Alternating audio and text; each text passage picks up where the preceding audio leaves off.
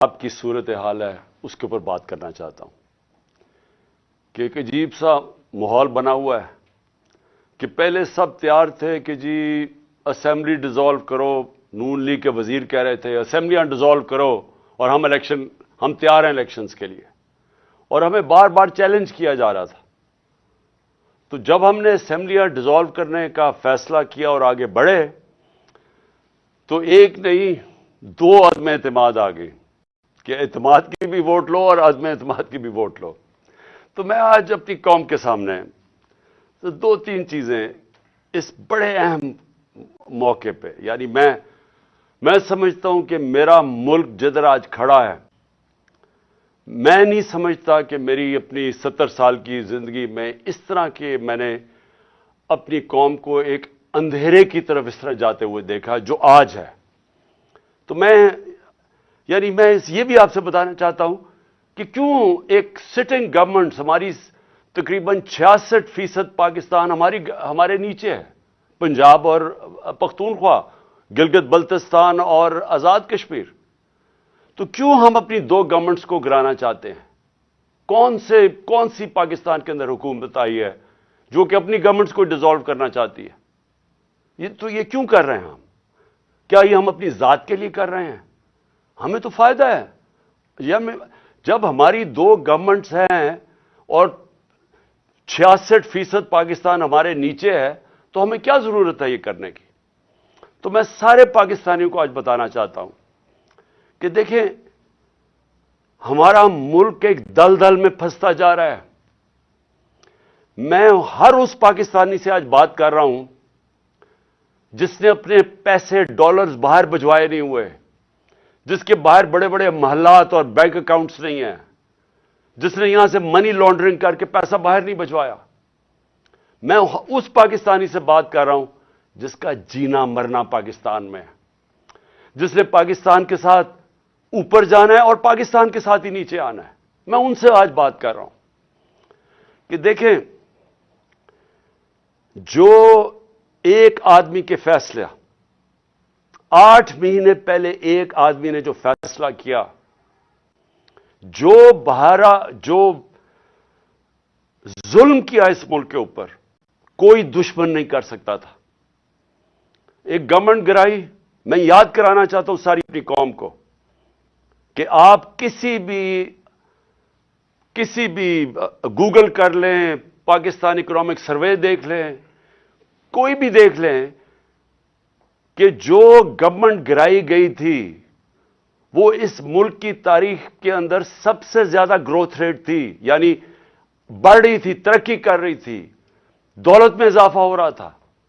5.6% اور 6% تیسرے سال 5.7 اور چوتھے سال 6%۔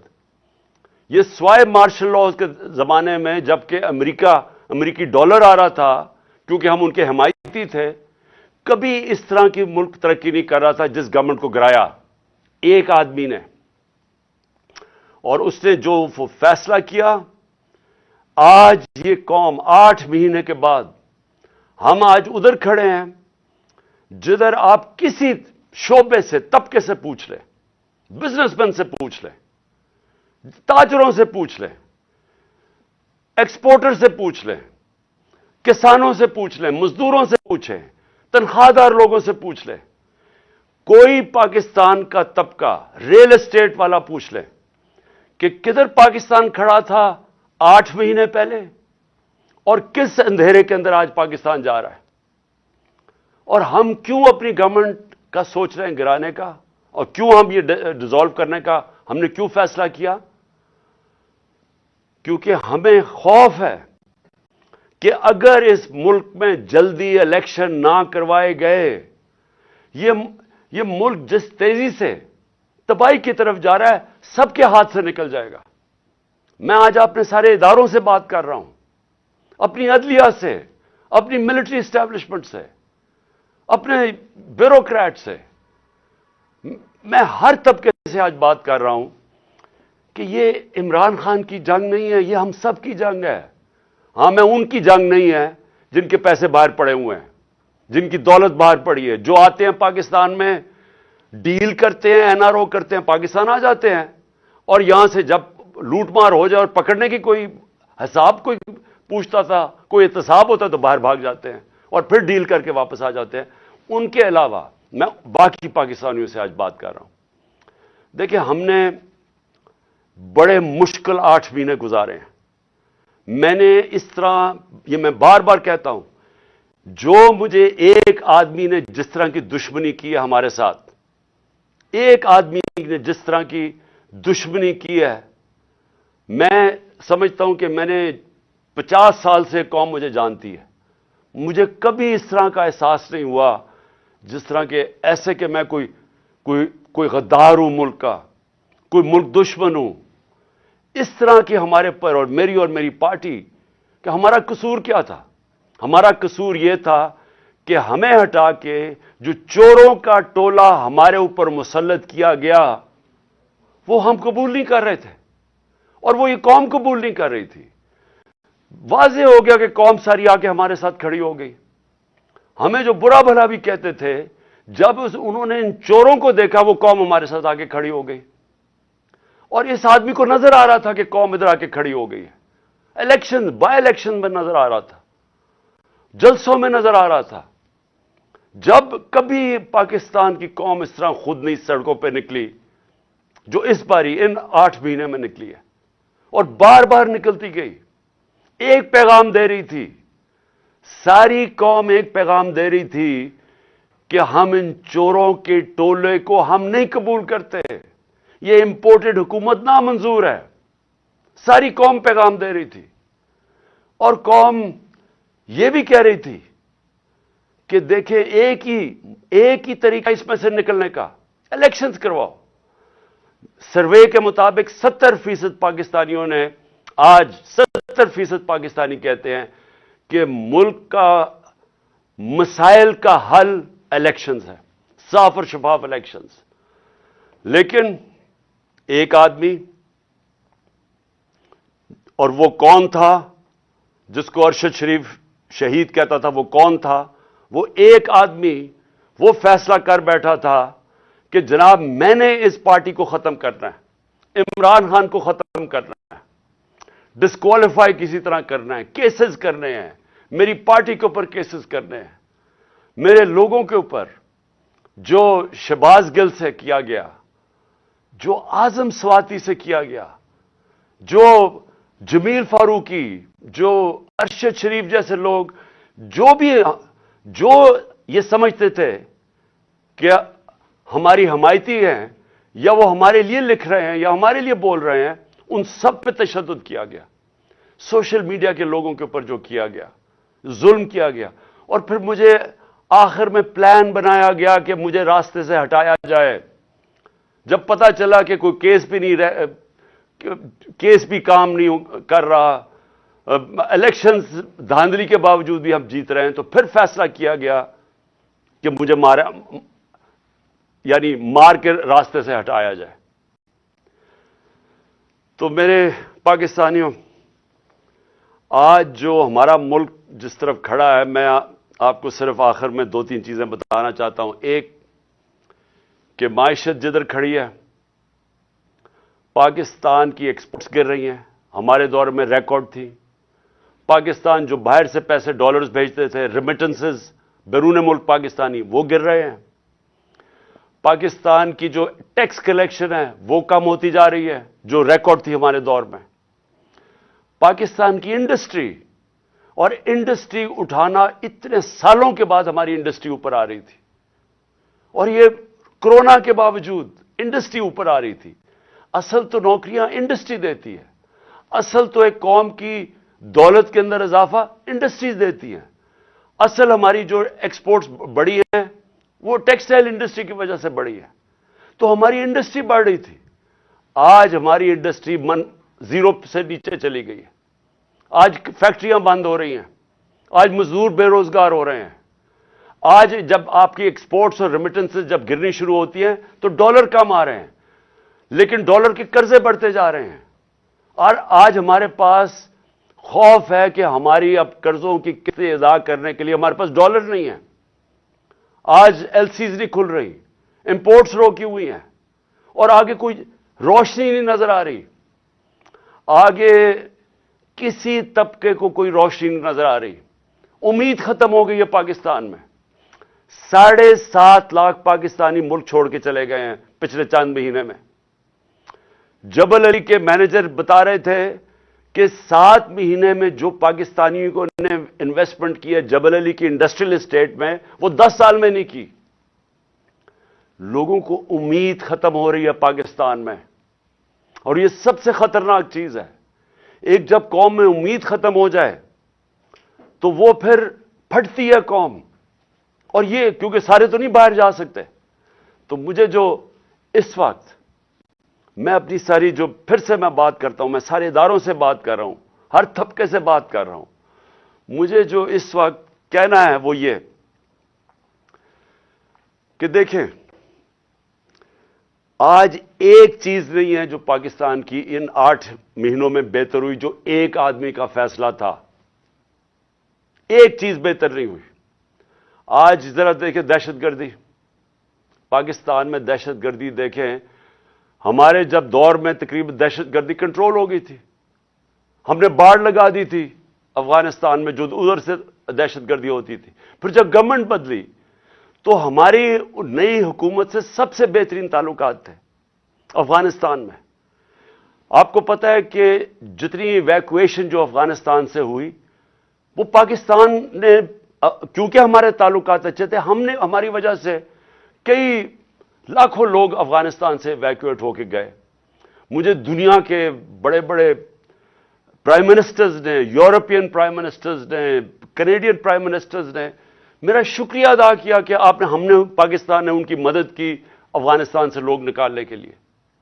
हम वो गवर्नमेंट थी जो सबसे करीब थे अफगानिस्तान से, जो मौका हमें मिला कि जो अफगानिस्तान से दहशतगर्दी आती थी, क्योंकि अब एक ऐसी हुकूमत आ गई जिससे हमारे ताल्लुकात अच्छे हैं, हम रोक सकते थे।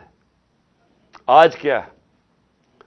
आज दहशतगर्दी जो बढ़ती जा रही है, पहले मलाकंड के अंदर, वजीरिस्तान के बॉर्डर एरियाज पे, फिर ये जो बन्नू में हुआ है, और मैं आज अपनी सारी कौम की तरफ से ज़रार कंपनी के कमांडोज को सलाम पेश करता हूं कि आपने अपनी जान की परवाह नहीं की हमारी हिफाजत करने के लिए। लेकिन मैं सवाल ये पूछता हूं कि किधर है हमारी फॉरेन पॉलिसी? जो फॉरेन मिनिस्टर बनाया गया है वो अब तक 2.25 अरब रुपया खर्च कर चुके हैं अपने दौरों पे। मुझे बताया उसका पाकिस्तान को क्या फायदा हुआ? 2.25 अरब रुपया खर्च कर चुके हैं और अभी तक अफगानिस्तान नहीं गया। हमें तो सबसे ज्यादा जरूरत है कि हमारे अफगानिस्तान से ताल्लुकात ठीक हो, ताकि ये जो अब मसले मसाइल आ रहे हैं, हमारी दहशतगर्दी है, जितने हमारे अच्छे ताल्लुकात होंगे उतनी बेहतर चांस है कि हम दहशतगर्दी के ऊपर काबू पा लें। लेकिन हम तस्वीरें देख रहे हैं कि अरबों रुपया हमने जो खर्च करके बाड़ बनाई थी, जो फेंस बनाया था बॉर्डर के ऊपर, वो तोड़ा जा रहा है। तस्वीरें आ रही हैं कि वो बाड़ ही उखेड़ी जा रही है। तो किधर है हमारी फॉरेन पॉलिसी? और दूसरी चीज, मैं ये सवाल पूछना चाहता हूं कि आज हमारे पाकिस्तानियों को सबसे बड़ा मसला क्या है? क्या है सबसे बड़ा मसला? एक दफा हमारी तहरीक चली थी, तहरीक पाकिस्तान, मुल्क को आजाद करने के लिए। फिर एक दफा और एक अवाम खड़ी हुई थी रोटी कपड़ा मकान पे, कि अवाम का पहली दफा किसी ने नाम लिया था कि हां अवाम के भी मसले मसाइल है, नहीं तो अमीर अमीर होता जा रहा था। तो ये खौफ था कि आम लोगों के पास फर्क बढ़ता जा रहा है अमीर गरीब में। आज एक ही मसला है पाकिस्तान का, और वो है जिसको अंग्रेजी में कहते हैं रूल ऑफ लॉ, इंसाफ, कानून की हुक्मरानी।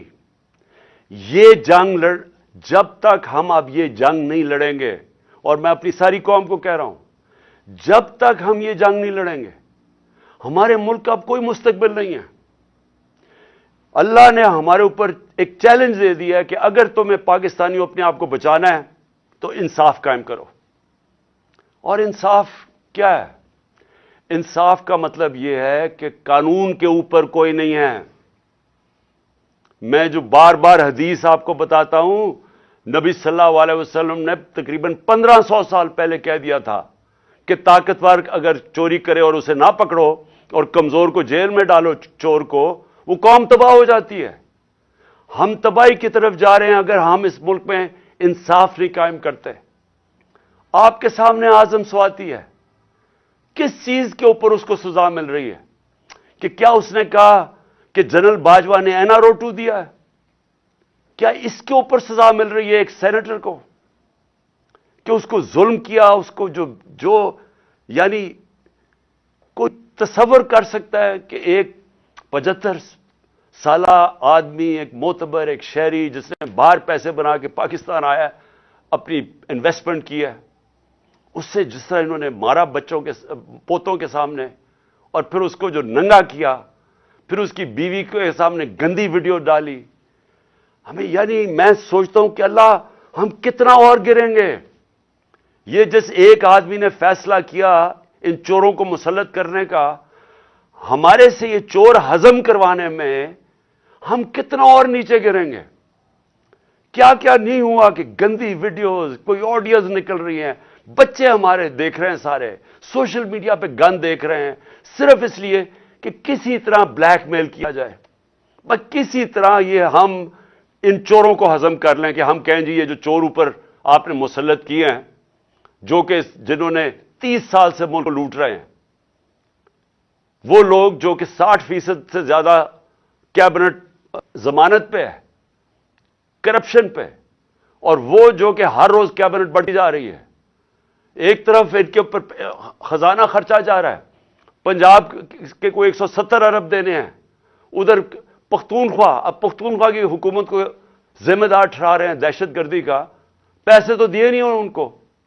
ہم نے کیوں زیادہ پرانا قبائلی علاقے کے لیے ہم نے کیوں سب سے زیادہ پیسے دیے تھے پرانے قبائلی علاقے کو، مرج ڈسٹرکٹس کو؟ کیونکہ ہمیں تب بھی پتا تھا کہ اگر ہم نے وہاں ڈیولپمنٹ نہ کی اور وہاں مدد نہ کی، کیونکہ جو سب سے زیادہ وار آن ٹیرر میں علاقہ متاثر ہوا تھا، وہاں پھر سے مسئلے شروع ہو جائیں گے۔ انہوں نے ہمیں پیسے نہیں دیے، پختونخوا حکومت کو پیسے نہیں دیے، ان کے تنخواہوں کے لیے ان کے پاس پیسے نہیں ہیں۔ گلگت بلتستان والے وہ کہہ رہے ہیں ان کو پیسے نہیں دیے، آزاد کشمیر گورنمنٹ کہہ رہی ہے وہ پیسے نہیں دیے، پنجاب جس طرح میں نے کہا وہ کہہ رہے ہیں 170 ارب روپیہ نہیں دیا۔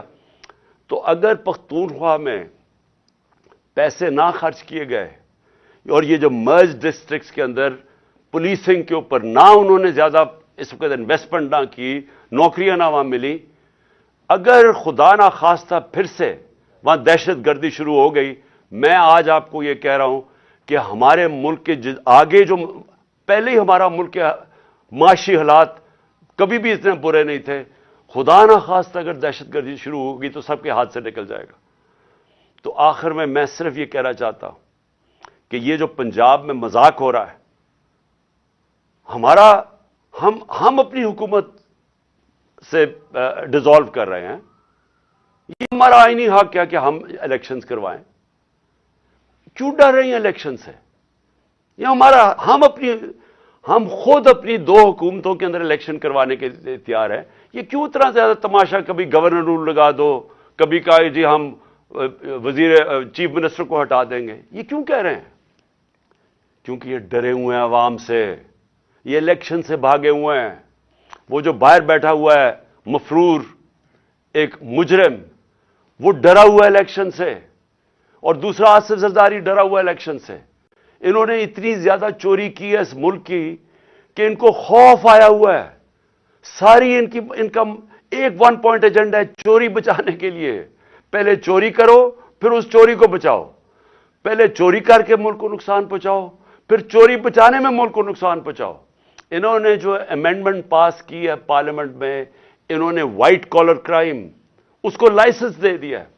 آج انہوں نے ناممکن کر دیا ہے کہ جو پیسے والے آدمی آج جو چوری کرے گا، ناممکن ہے کہ آپ اس کو پکڑ سکیں گے۔ نیب کے قوانین انہوں نے ایسے بنا دیے ہیں کہ انہوں نے لائسنس دے دیے چوری کے لیے، اپنے آپ کو بچانے کے لیے ملک کا بیڑا غرق کیا انہوں نے۔ اور آج سوال کیا ہے کہ ساری قوم کو پتہ ہے، سارے جو چاہے وہ اکانومسٹ ہے, چاہے وہ بزنس مین ہے, چاہے وہ پروفیشنلز ہیں, سب کو پتا ہے کہ اس وقت اس دلدل سے نکلنے کا صرف ایک راستہ ہے, صاف اور شفاف الیکشن. لیکن یہ جو دو چور ہیں اور ان کے ساتھی جو ہیں, یہ الیکشن نہیں ہونے دیں گے. اپنی ذات کے لیے, ملک کی ان کو کوئی فکر نہیں ہے, کیونکہ ان کا پیسہ باہر پڑا ہے. ان کو کوئی فکر نہیں ہے کہ اگر ملک نیچے جاتا ہے انہوں نے باہر بھاگ جانا ہے. میں پھر سے آخر میں اپنے اداروں سے پوچھتا ہوں کہ کیا آپ کو ملک کی فکر ہے یا نہیں فکر؟